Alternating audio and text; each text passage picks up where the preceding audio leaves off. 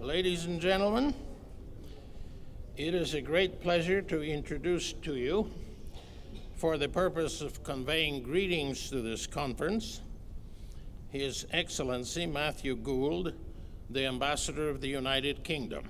Thank you.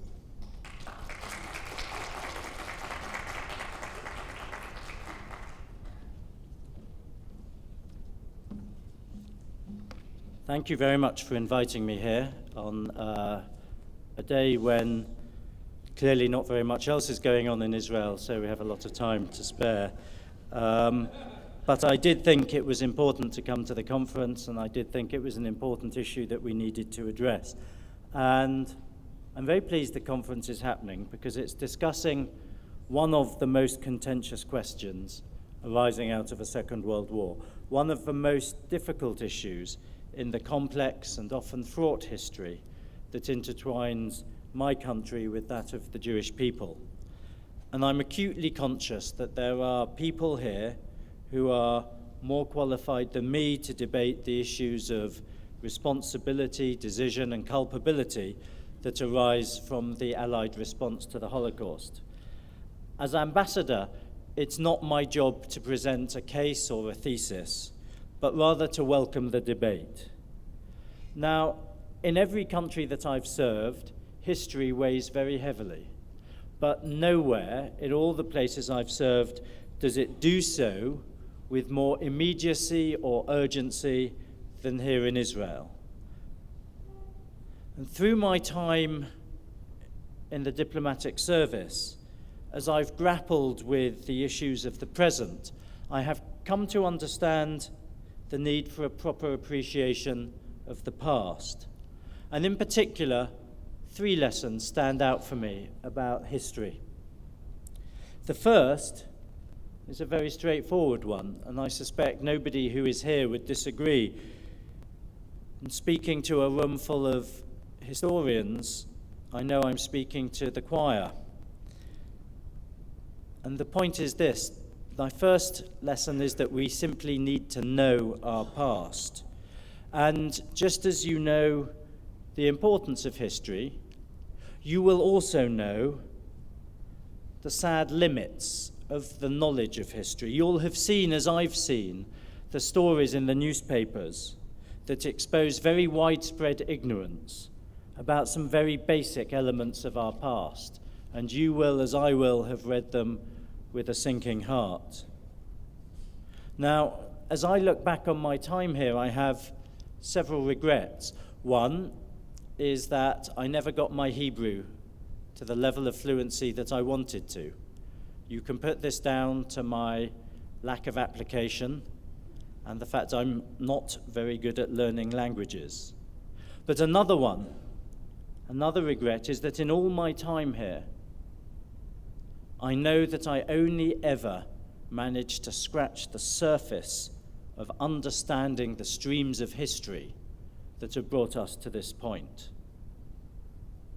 And I know that any hope of charting a way forward in an arena as complicated as this requires as a starting point a knowledge of how we got to this point.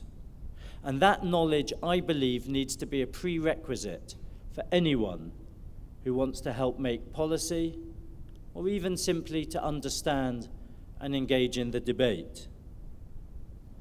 The second lesson is that we need to be honest in our assessment of the past.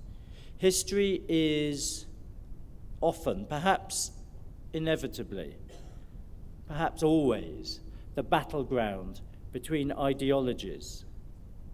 History is shaped by loyalties and pride, interests and allegiance. It would be too much to expect history to be anything else because it's so important. But it should not be too much to hope that we can agree that a searching light needs to be shone on even the most painful and difficult moments in our history. It's the light on these moments, more than any other, that can offer understanding and the possibility of moving on. And this conference is one such opportunity, shining as it does a light on one of the most painful, difficult, contentious, complex issues of our intertwined past. And this takes me to the third lesson, and that is that understanding can only be reached if the search for historical truth is conducted with a determination to be fair. Dilemmas and compromises are never harsher and more difficult than in the heat of war and at the times of greatest danger. We all know that, in hindsight, the answer to every dilemma is very clear. Would that clarity have existed at the time for those who knew they were fighting a battle for the very future of mankind? Now, there was one historian who I turned many times to discuss precisely these issues. He was a friend, and for me, the embodiment of my three lessons: the determination to know and understand our past, the determination to shine a light on the most difficult issues and the most difficult moments of those past, and the determination to examine the past fairly. And I suspect some of you will realize I'm talking about Sir Martin Gilbert, a man who wrote extensively, definitively, about Churchill and the Jews, about the Holocaust, about the creation of the State of Israel. And last month, in possibly one of my very saddest duties as British ambassador, I helped carry Martin to his grave, not very far from here. He's missed today by me and by many others, but I could offer you no better blessing than to say, I hope you can examine and debate today in the spirit which characterized Martin's work. I wish you every success in your discussions. Thank you.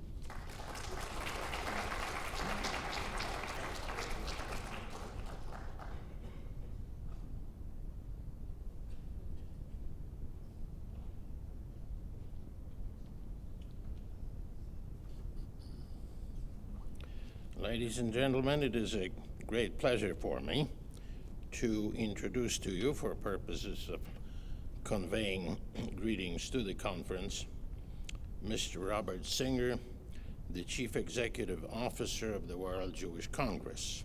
Thank you.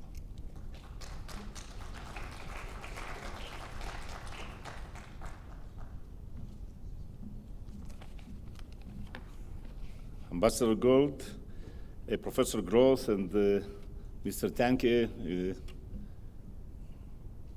distinguished guests.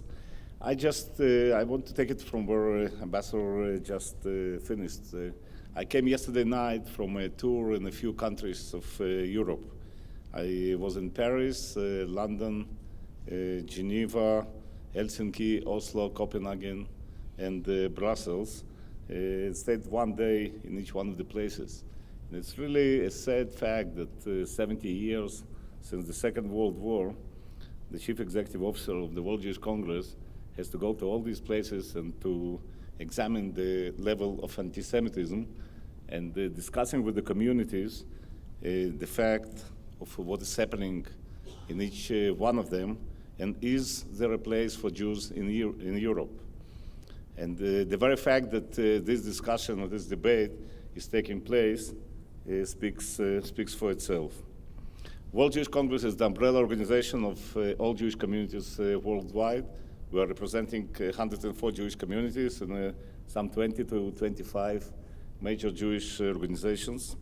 And this is the body that was established in 1936, especially in Geneva, with the Nazis coming to power in Germany in order to deal with these issues.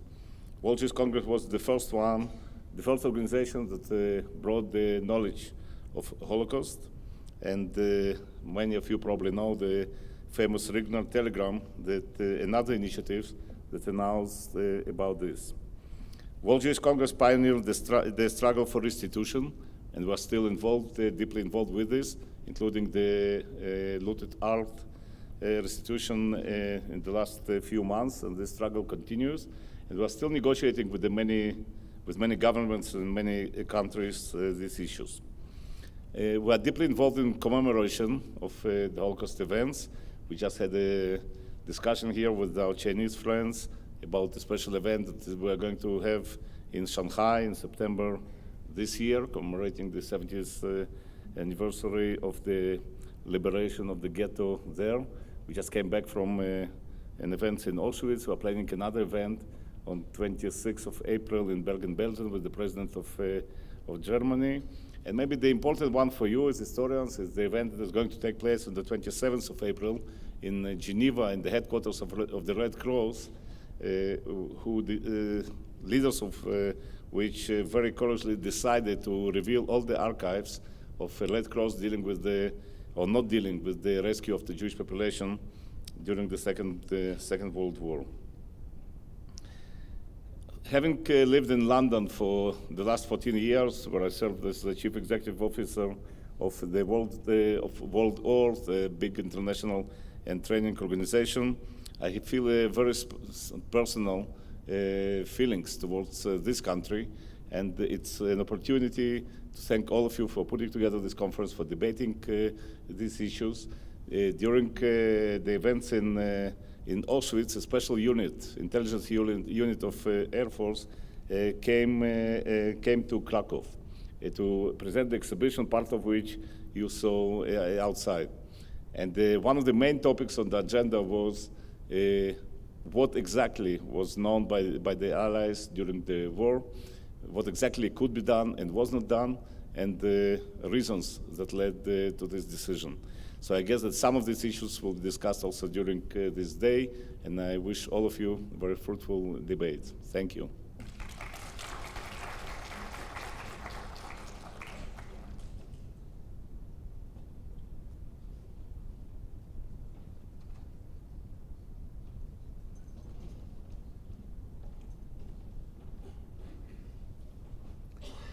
Ladies and gentlemen, I would now like to introduce to you Dr. Michael Fleming. Michael Fleming is a graduate of the University of London and the University of Oxford. He has taught at Jesus College and Pembroke College, Oxford, and at the Academy of Humanities and Economics, Łódź. He's currently a professor at the Polish University abroad, London. His most recent book is Auschwitz, the Allies, and the Censorship of the Holocaust. The title of his paper is The Holocaust, the Politics of a Response in Britain. So with great pleasure, I turn it over to Dr. Fleming.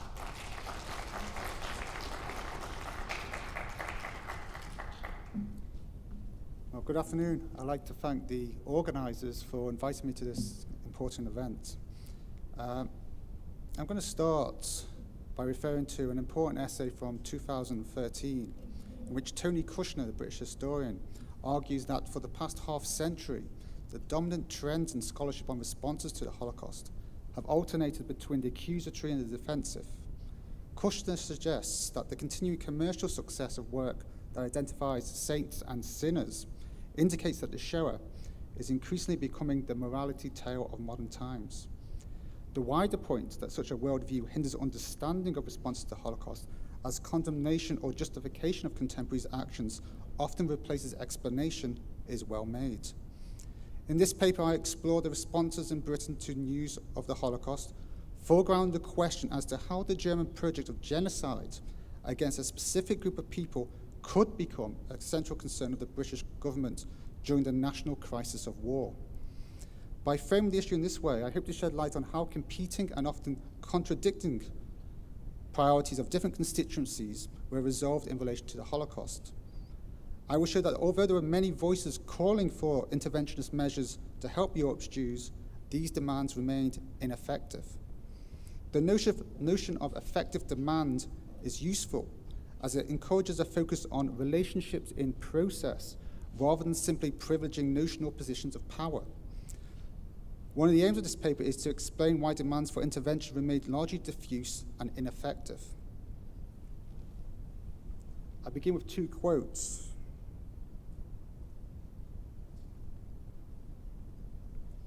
The view that Douglas articulated 150 years ago is worth restating.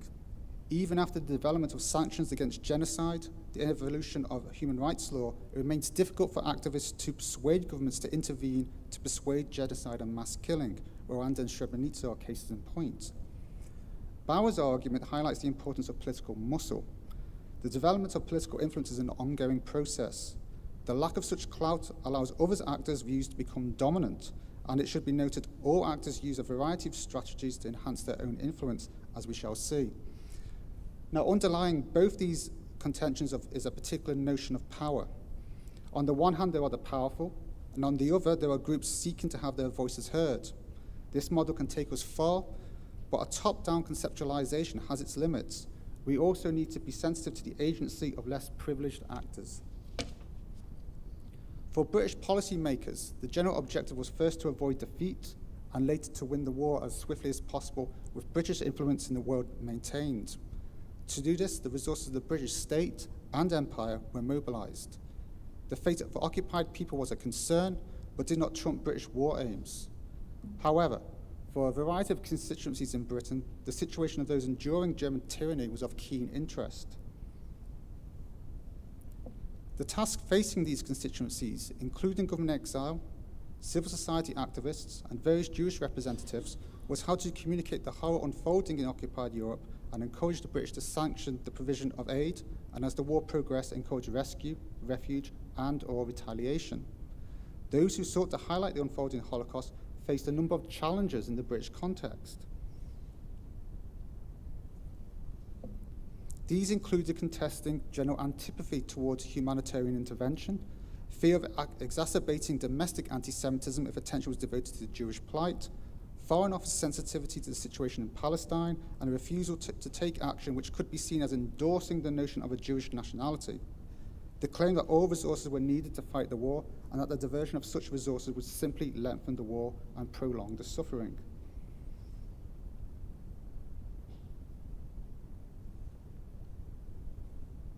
The British government was well aware that there would be challenges as to how the war would be narrated to the British people by the press and the BBC. It was therefore important that the media did not undermine British morale and the state established controls over the media during the crisis of war. Here there's a quote from Michel Foucault.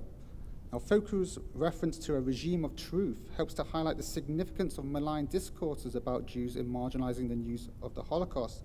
It also draws attention to how arbitrating the veracity of particular information is to a large extent a social process, with some actors occupying privileged positions.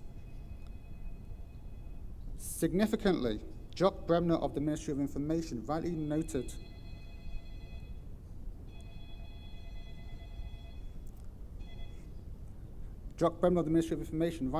that official announcements played a disproportionate role in publicizing news.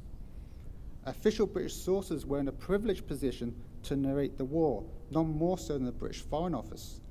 The Foreign Office influenced the Home Service of the BBC, liaised with the Ministry of Information, maintained authority over questions of policy on the Political Warfare Executive, that's the body that was responsible for propaganda to enemy and occupied countries, and the Foreign Office officials transferred to the European service of the BBC, the head of which was the Foreign Office high flyer Yvonne Kirkpatrick.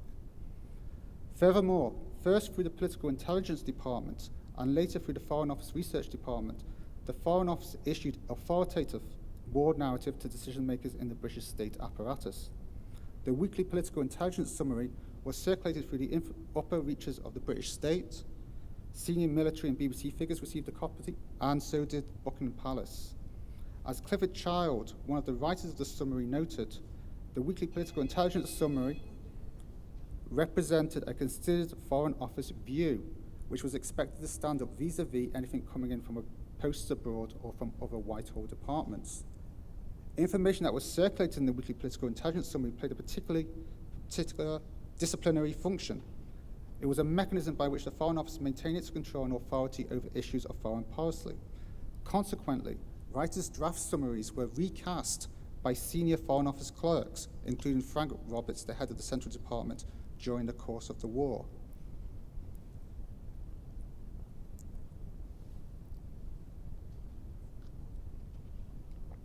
So in this paper, I focus on two key issues: the response of the state to news of the Holocaust and the response of civil society. In the final section, I make some suggestions regarding possible counterfactuals.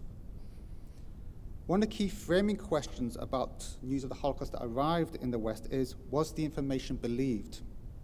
Now, often cited is Stefan Korbonsky's comment in his post-war memoirs, in which he refers to data he sent to London during the summer of 1942 about the deportations from Warsaw. Korbonsky was based in Warsaw and was head of the Directorate of Civilian Resistance. He cites an unidentified parachuter's assertion that his messages were not believed in London. This should not be taken as a statement of fact. Instead, we should assess how different constituencies in Britain responded to news of the Holocaust rather than rely on second-hand testimony from an unidentified source. Different constituencies in Britain had various reasons to choose to accept or reject the news from Poland.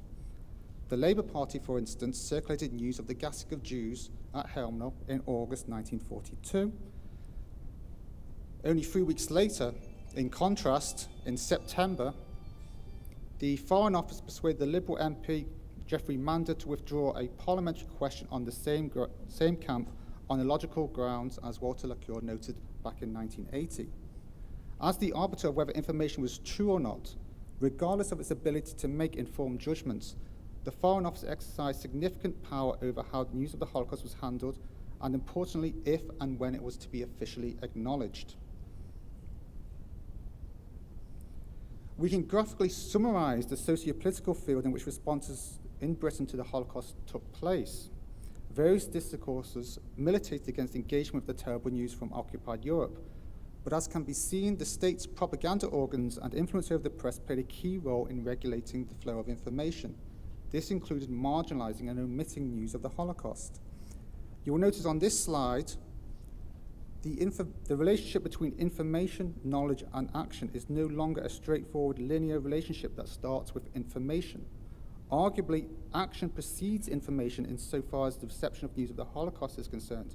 Actions were taken which limited the flow of information and guided how information was comprehended by different groups. In short, the reception of news of the Holocaust was preconditioned.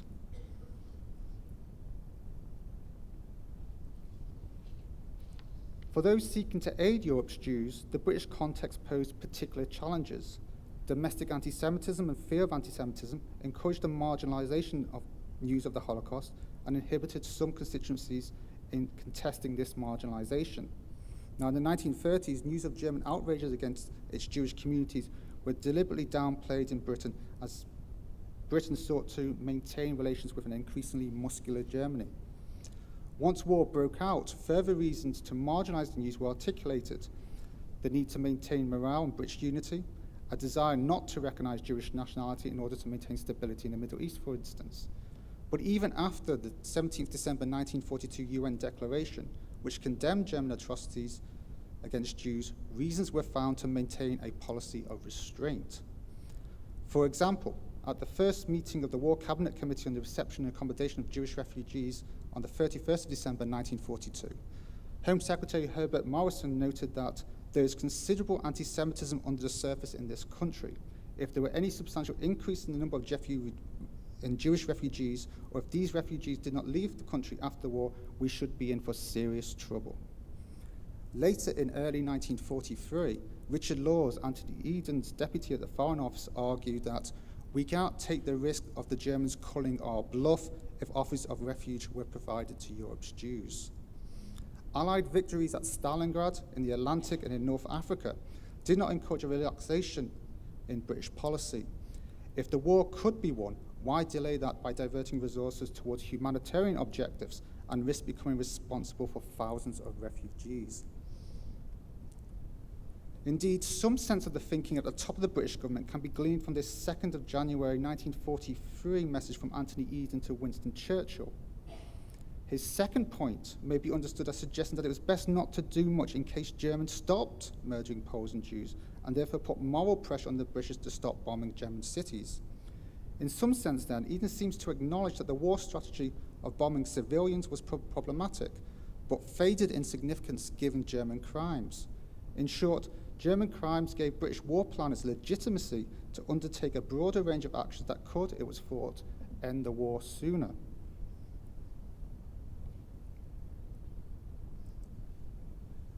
Earlier, news from the May 1942 Bunn report was finally disseminated in Britain in late June 1942, when the Ministry of Information temporarily suspended its policy in relation to reporting on atrocities. That policy, first articulated in a planning document, which you can see at the top, from July 1941, sought to exclude Jews from the war narrative. This policy suspension caused the Foreign Office concern. It proceeded to undermine the impact of news from Poland through its authoritative weekly political intelligence summary. On the 1st of July, the weekly political intelligence summary provided the authoritative interpretation on news from the Bunn report circulated in the British press. It advised readers that reports in the press that the Germans had killed 700,000 Jews, and I quote, should for the present be treated with caution. The author of this statement had met the Polish Minister of the Interior on the 29th of June, and it's certainly possible that the Minister of the Interior, Stanisław Mikołajczyk, was advised of Foreign Office concerns over the circulation of news from the Bunn report. On the 15th of June 1942, the intelligence summary mentioned Mikołajczyk's claim that 200,000 Jews had been killed. In fact, Mikołajczyk had stated that in excess of 200,000 Jews had been killed. The intelligence summary did not advise readers that Mikołajczyk had also drawn attention to the gassing of Jews at Belzec, nor to statements made by Brendan Bracken, the Minister of Information, nor to Shmuel Ziegelbaum at the 9th July press conference at the British Ministry of Information. Through the summer of 1942, the intelligence summary largely overlooked the Holocaust and only returned to it to any significant degree in December, once a great deal of data had again entered the public domain. Here and later, news from Helmno was absent from the Foreign Office's authoritative account. In late November 1942, the confirmation of the Rhino telegram, further news from Poland and Palestine, and considerable pressure from Polish Jewish representatives, the Polish government, American Jewish representatives, in particular, were successful in returning news of the Holocaust to newspapers. The failure of the weekly political intelligence summary to report on much news of the Holocaust outside the reporting peaks of July 1942 and November-December 1942 encouraged skepticism within the British state apparatus towards the news that actually did reach the public domain. And it should be noted that news which was published was subjected to particular editorial control. In national newspapers, on the infrequent occasions that news of the Holocaust was published, it was generally hidden deep within newspapers. This lessened its impact. Now, this discrepancy between data published in non-mainstream newspapers, data that occasionally appeared in the inside pages of national newspapers, and the information authorized in the intelligence summary is likely to have been a factor in encouraging the notion that news of the Holocaust was rumor for some actors and constituencies. This categorization further limited the impact of the horrific news, much to the advantage of Foreign Office policy.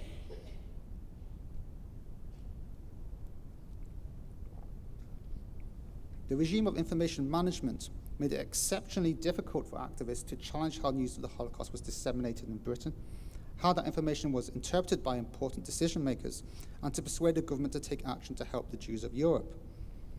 The control of information was a key arena in which different constituencies had to secure in order to pursue their preferred course of action.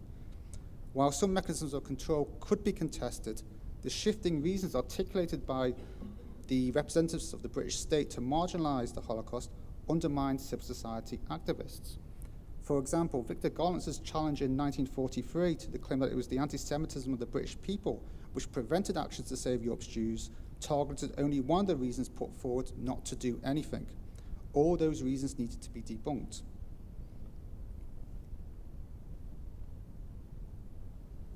But it's incorrect to view the narration of the Holocaust in Britain as a simple top-down affair. Consent rather than confrontation between the state, the press, and various activists often existed, as these two documents indicate. The first one is from Eleanor Rathbone, who was an MP and often spoke and acted on behalf of the Jews of Europe. Now note here the conflation of Polish and Jewish suffering is due to the particular British context, a context which made it difficult to communicate the specificity of the Holocaust. Clearly, it is important to situate the responses of government in exile as well to the German genocide of their Jewish citizens in this British context. On the second document, this is from the files of the Board of Deputies, and it's also in the BBC archives. British broadcasting policy in relation to Jews was agreed to with a delegation from the Board of Deputies. But it is possible as well that the Board of Deputies received advice from the Ministry of Information, as the British historian Gabriel Milland has suggested.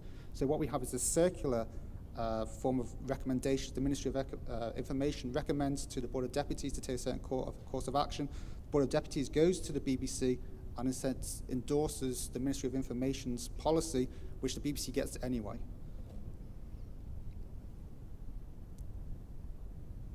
A great deal of information about the unfolding Holocaust came from the Polish underground. This data was shared with the Allies and the press, and that includes news about the genocide taking place in Auschwitz. The lack of information was rarely the problem. Ignacy Schwarzbart, the Polish National Council, received Polish intelligence about the Holocaust sometimes before this news was officially circulated to the Polish cabinet. He circulated this information widely. The main factor restricting the circulation of information about the Holocaust was, as I've argued here, how this data was managed by the British propaganda organs and a compliant press.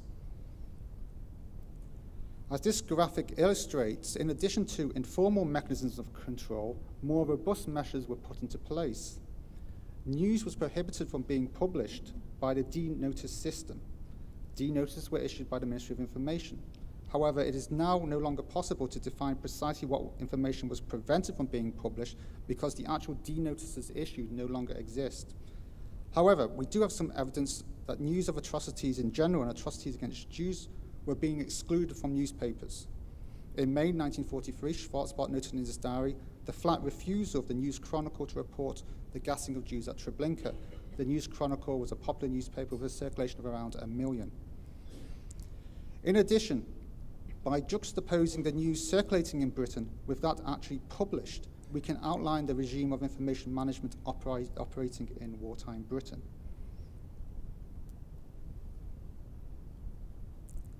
I now turn to this Polish government press release of 21st of March, 1944.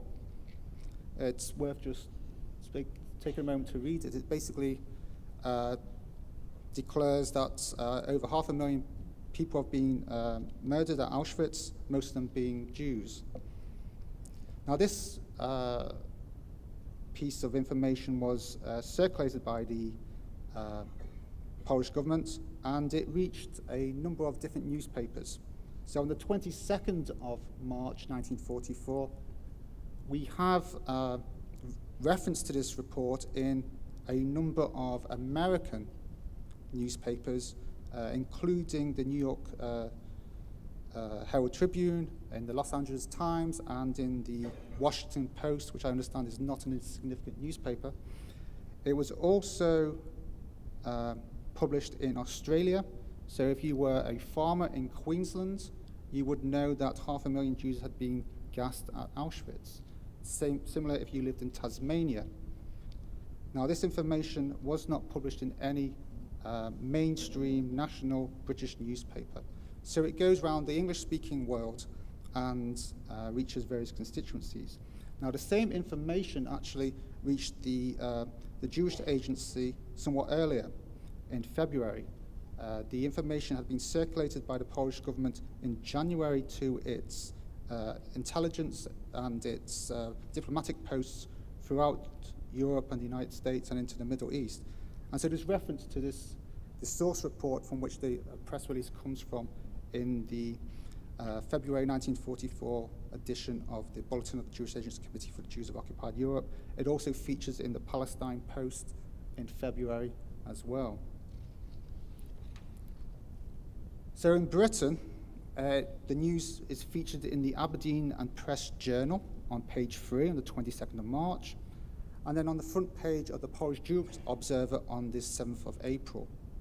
Now, as an aside, it's worth noting that the Polish Jewish Observer regularly published translations of Polish intelligence reports about the Holocaust, including about Auschwitz through 1943. Now, this newspaper was a supplement to the City and East London Observer. However, it was read by Frank Savary, who was the counsellor to the British Embassy for the towards the Poles. He was also the writer of the weekly political intelligence summary, and he was also an advisor on the BBC's Polish service. So he was reading this newspaper. British intelligence was reading this. We have a report of, in British intelligence files, we have a report about them intercepting the Polish Minister of Information's telephone calls just a week earlier before this particular edition is published. And we also know that the British Board of Deputies had this. They were reading this newspaper as well. Now, this newspaper was edited by the well-respected journalist Joe Sang. Joe Sang was a Polish Jewish journalist who, in the pre-war period, excited a great deal of interest from the Polish embassy in London because of his report about anti-Semitic action in Poland during that pre-war period, especially in the period 37, 38, and 39. Now, he supplied most of the Fleet Street with copy from Poland during that period, and officially he was the correspondent for the Manchester Guardian.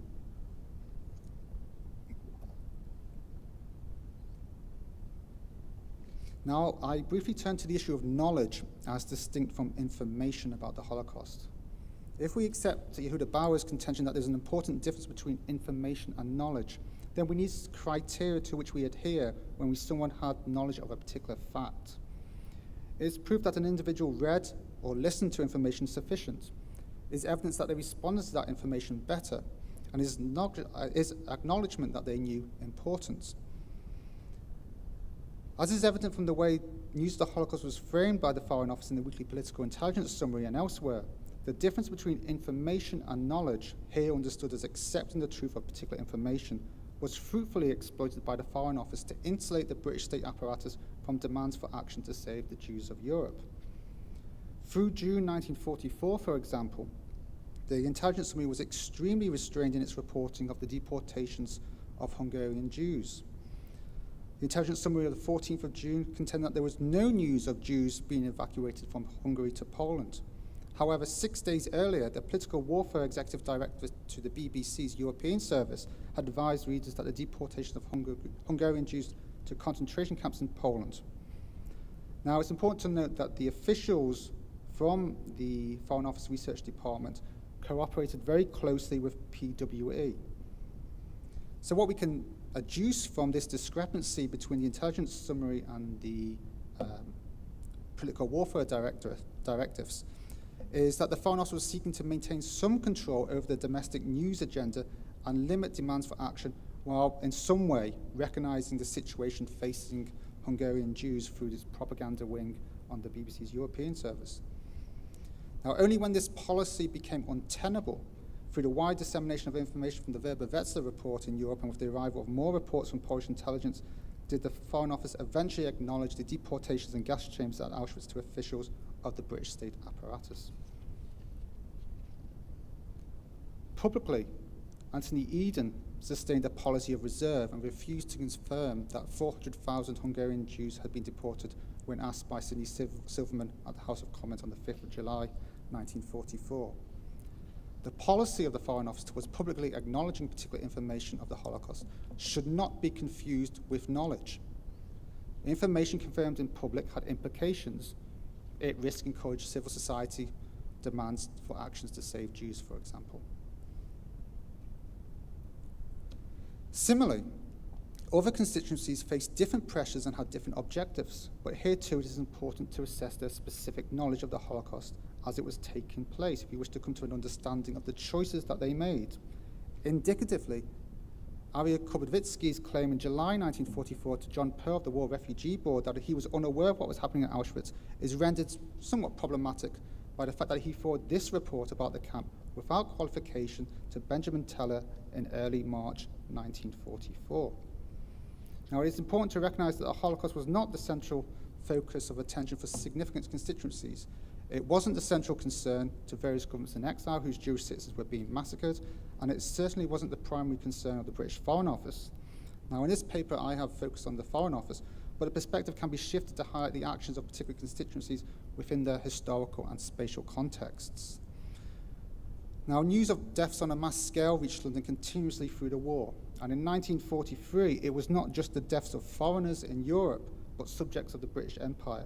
The famine in Bengal is thought to have claimed 2 to 4 million lives, and here too the British marginalised and omitted the news from the wartime narrative.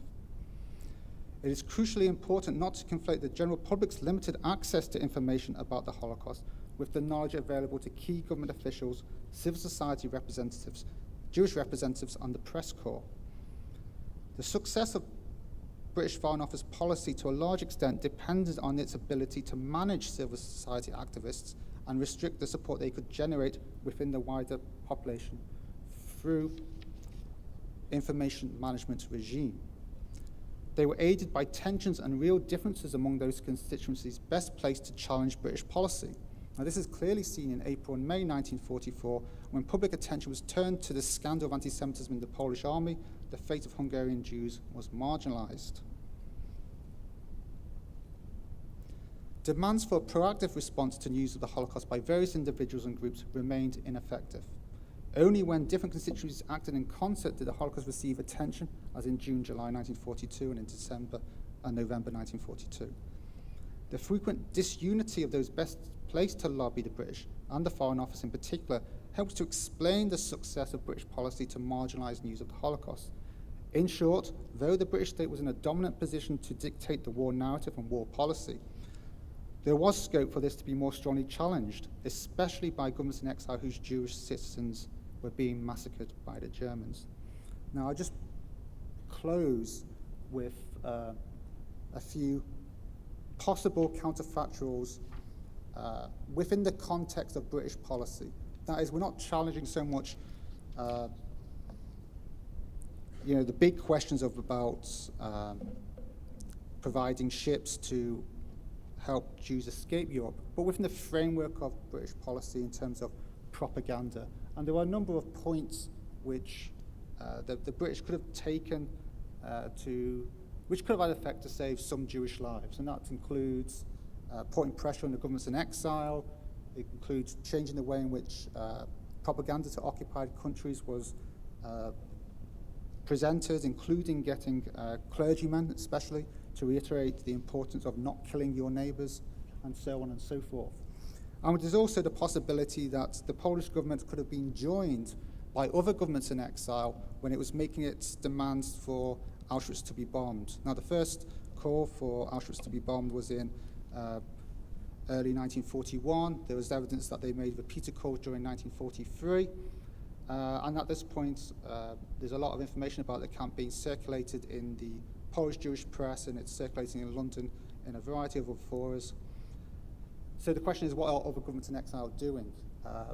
Arguably, if they lent their weight to the Polish demands to bomb the camp, something may have given. This is speculation. I'm just going to finish there and just leave it open to discussion. So thank you for your attention.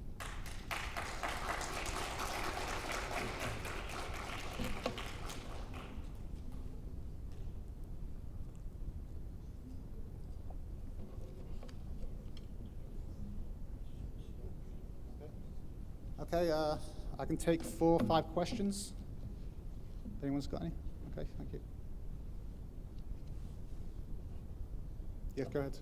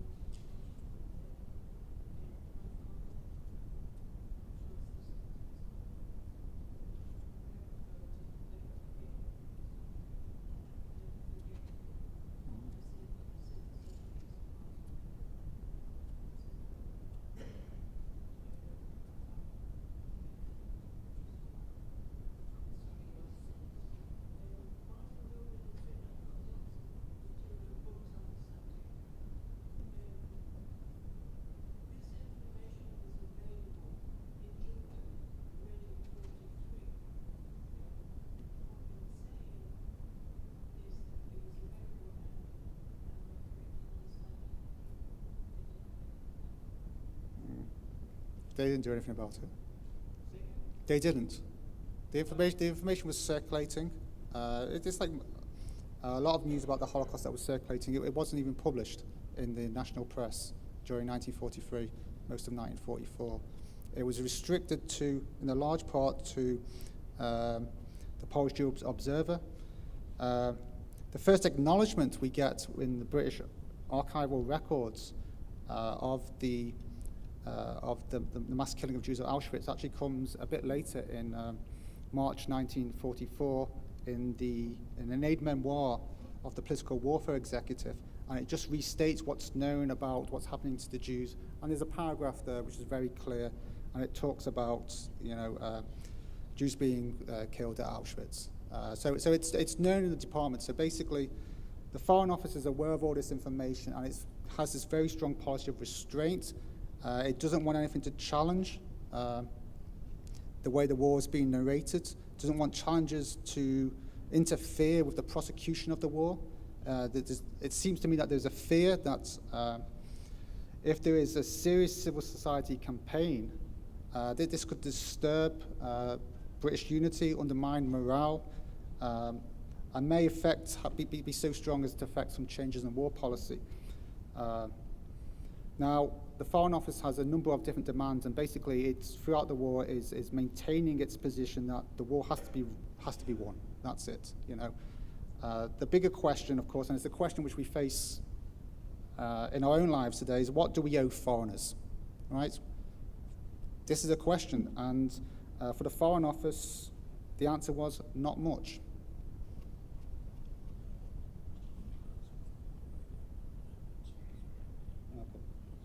Okay, yes, could you identify yourself, please? Your name?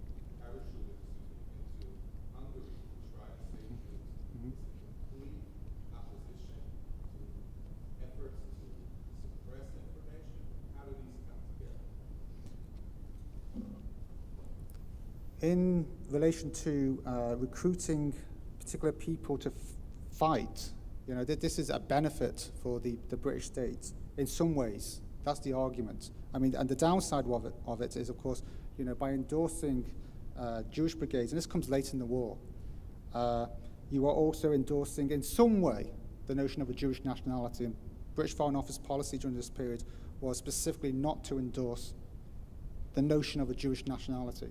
So there is some give, and I think that's the result of ongoing pressure. I think this points to the fact that there was scope to challenge the narration and the policy of the Foreign Office. It has a favoured policy, and it's in this political field which is open to challenge. The Foreign Office and the British state apparatus is not a dictatorship as such. There are still, a inverted commas free press. There is still ability to challenge policy, and if we look at some of the records, the Daily Mirror prided itself on disagreeing with the British government. So I see that as a result of ongoing pressure. So it points to the flexibility of the situation, the fluidness of the situation, if you could get some sort of ongoing pressure in a period of Foreign Office restraint. So thanks for the question. Go ahead.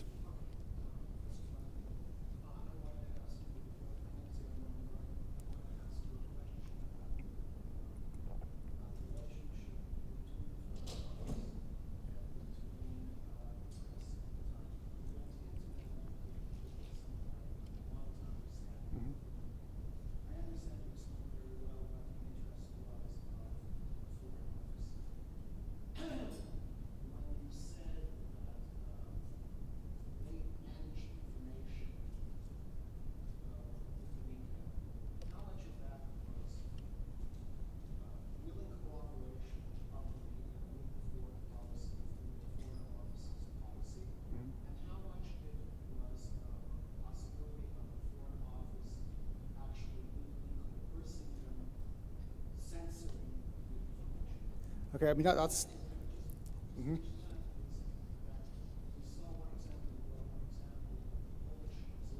Mhm. Mhm.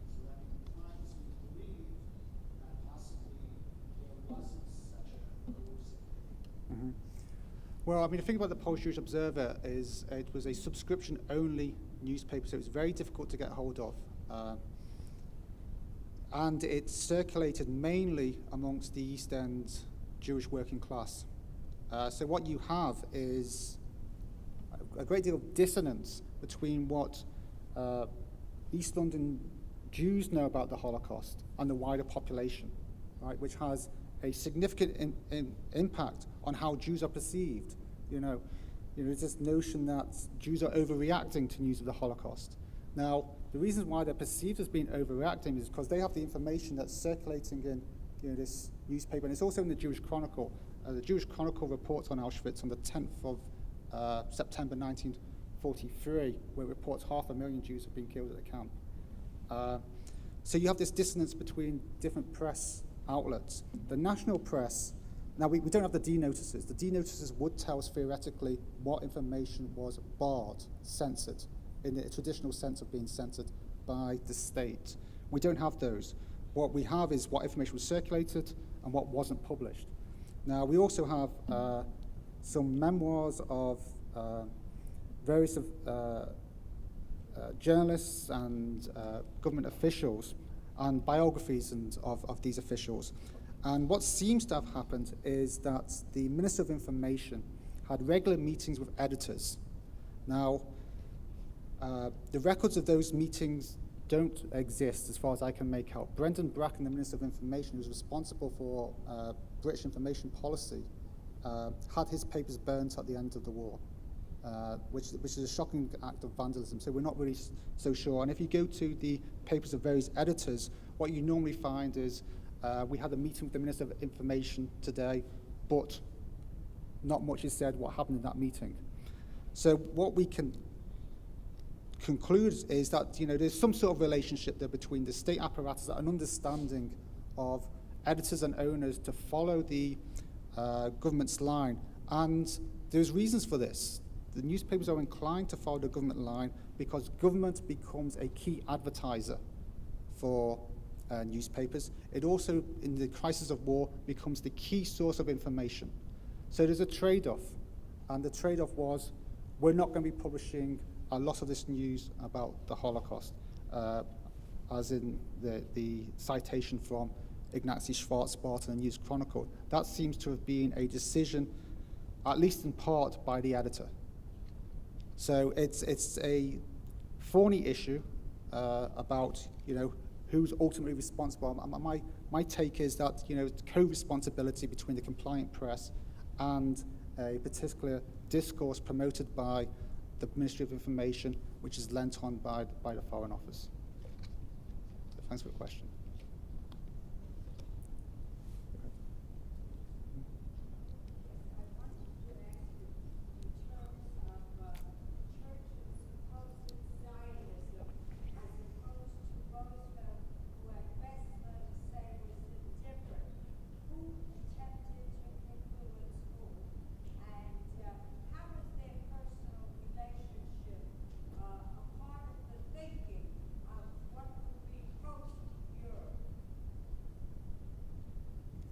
Well, that's a big question. I think Churchill, his main objective was to sustain British influence, and I think he's quite wary of the American impact and American inroads into British influence. If we're talking about the issue which we're addressing today about the Holocaust, Churchill, many scholars give him a very good press. I'm a little more skeptical about his commitment to speak up or do anything. And this is evidence on numerous junctures, and even the famous statements after the Verba Vets report arrived in London, where he calls for getting the Air Force out, do anything, cite my name if necessary. Well, only a week later, the Archbishop of Canterbury writes to Churchill and ask what's happening. And Churchill replies to the Archbishop and says, more or less, the old line, the only thing that's going to help this situation is winning the war.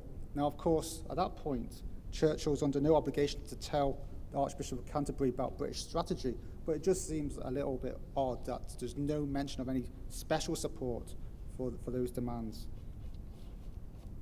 Okay, we've got time for one more? Yeah.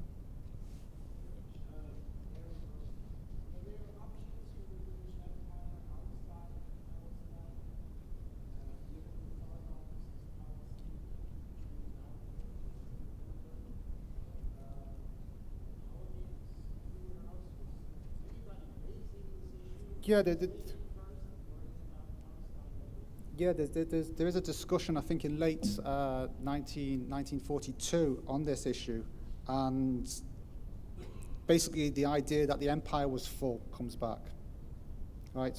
The empire's full, the colonies are full, so there's nowhere for them to go. It's not seriously pursued. Okay. Okay. Thank you for your attention.